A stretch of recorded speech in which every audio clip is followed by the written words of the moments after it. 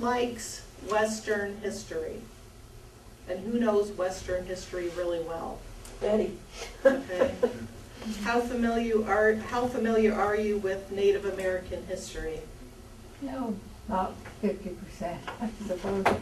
You know, Let me, I know more about, yeah, okay, you know, I taught it a lot to third graders. okay. Well, this is the, everybody writes a little bit differently. Everybody has different reasons for writing, different triggers for writing. And I've got a little snippet I did years ago. I said, for me, poems pop up like toast. Sometimes they need butter and jelly. And what I meant by that was I don't usually have to work for my poems. They just sort of fall out.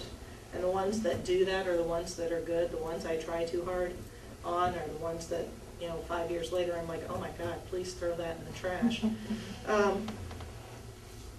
This is, but piece metal it's interesting. This is a piece that was both, and this is probably the hardest poem that I've ever written.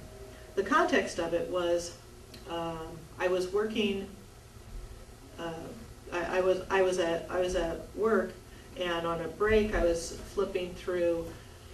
I think it was the parade. The parade insert in the Peoria Journal-Star. They were advertising the commemoration of the Lewis and Clark exploration. And if you know your history, the Lewis and Clark exploration, it was a really, really great thing. A lot of marvelous things happened, came out of it, the Louisiana Purchase and all this other stuff. And they were doing this, da, da, da, da, da, da, da, making this hyper-patriotic thing. But historically, it was also the beginning of the end for the Native American tribes.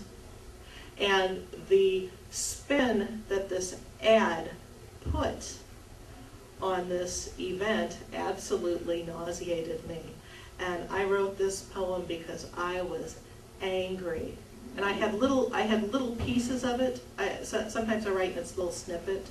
So actually what happened was a collection of snippets wound up finally coming together. And I worked on this poem, very manic for about 2 weeks straight, and then all of a sudden I'm like, oh, there it is. So it's the hardest I've ever worked on a poem, and hopefully it doesn't suck. There's a lot of analogy in here. If you want the history lesson, I'll give it to you later. The piece metal on this piece of metal really pisses me off. If we're going to put a piece of metal in a nickel, then let's put a slave auction on the back of a dime, and an Irish washerwoman selling herself into indentured servitude on the back of a quarter. After all, we must assign racial value according to U.S. government standards. Quarters for whites as in white flight, dimes for blacks as in brother can you spare me, and nickels for reds as in buffalo nickels as in buffalo chips.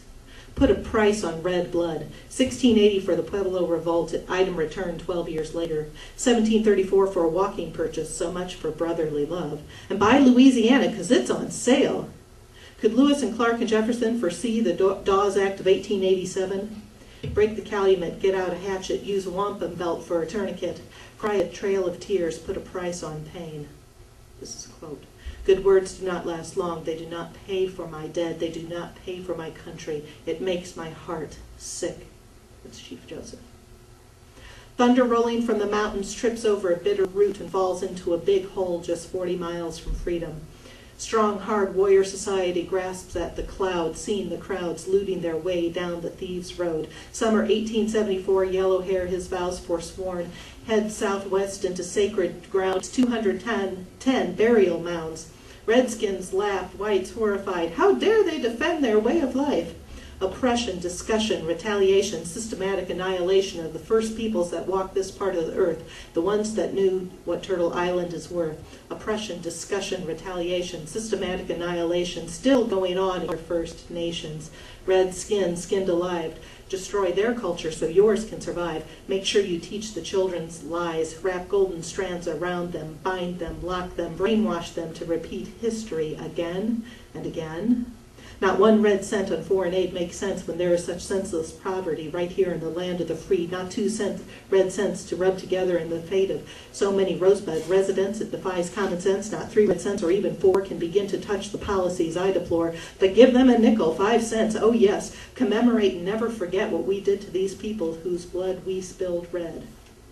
Burn as fire deep in your souls for as long as the grass grows and the water flows.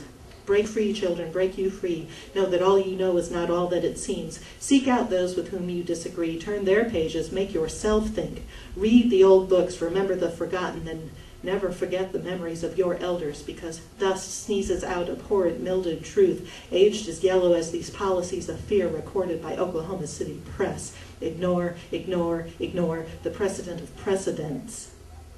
Dust refreshes treaty, history, memory forgotten or never known. Lick the library toilet stall, the same puke green as this revelation. My dry heaves as empty as the promises so dispassionately recorded as broken. Good words do not last long. They do not pay for my dead. They do not pay for my country.